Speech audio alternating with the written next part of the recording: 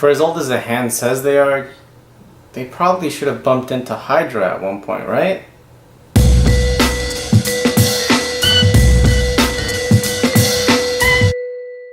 What's up, guys? Welcome to another episode of The Art of the Binge. My name's Christian, and today we're reviewing the first season of The Defenders. Now, this is a show that came out in August of 2017 on Netflix, and basically it just brings together your favorite Marvel Netflix heroes. It brings back Daredevil, Jessica Jones, Luke Cage, and Iron Fist. All of them have had their own shows. The only one that's had 2 seasons has been Daredevil. So The Defenders deals with these 4 street-level Marvel heroes that by different circumstances they have to come together and fight the organization known as the Hand. It shows their conflict that they have when they first meet each other, the different ideologies they have in regards to taking the Hand down, what they want to do at the beginning, and how they grow as a team. And overall, I feel that the show was fine.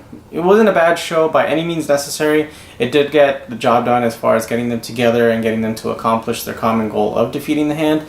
However, I do think it kind of lacked that intensity or much more tight-knit storytelling that in my opinion, the first 2 seasons of Daredevil had, which to this day is still what I feel is the best that Marvel Netflix has to offer. One thing that was great is that they did jump straight into the action. There wasn't too much story building.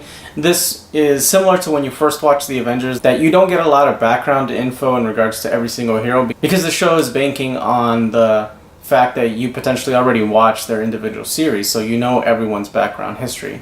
What was great about the show is how, and I know they did this intentionally, but how the color palette that each individual character has really shines in whatever scene they're dealing with. Or if they're having a cool team-up scene, then you see that mixture of colors. It's easy to really compare it to the Avengers just because it is very similar, that it's a team of superheroes that are coming together for the first time. So you do feel that sense of, oh my god, this has finally happened, it's so cool. I felt that the Hand was not as menacing as it could have been. I felt they did a much better job of showing how menacing the Hand is in Season 2 of Daredevil, in which you really felt that they were doing some really crazy stuff and that they had that onslaught of non-stop baddies. And this one, it felt like it was a little bit more manageable, despite the Hand actually showing you a little bit more of their back history and showing how much of a bigger organization they actually are. Even though the plan that they had in place was pretty straightforward, you never really felt that it was this huge just threat that was coming to destroy New York.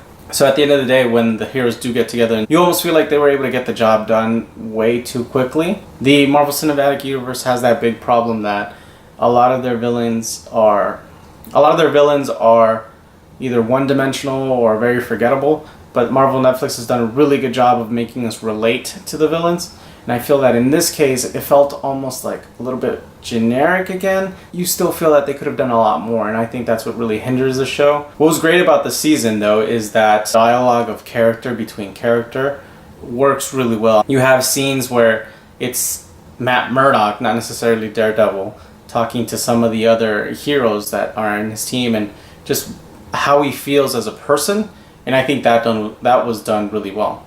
What I really liked too is how, even though the Hand itself didn't feel as menacing, there was a lot of backstory that I feel that they can explore there and continue on for the potentially next Defenders show. I think they have a lot of room to work with there. Again, the same gripe with anything is that I wish they would reference the larger MCU more. I feel like it's been great that these shows have been able to live on their own while being in this universe, but even if they throw one little comment in about whatever, about Iron Man or Captain America, that would make it so much cooler for those people that are watching pretty much everything MCU related. The ending too was pretty standard, where they defeat the bad guy and then they move on with their lives. I understand the route that they took with it. Every one of these heroes is going to get their own season again, whether it's season 2, 3, or whatnot, or if they're going to be joining seasons, but they're all going to continue their storyline. So it makes sense how they ended it. Similar to, again, how the Avengers ended, that the Avengers were going to be teaming up again, but they each had to go do their own thing. This is very similar, and it works very well how they set that up at the end. In my opinion, I do think they could have done a little bit better with the storytelling.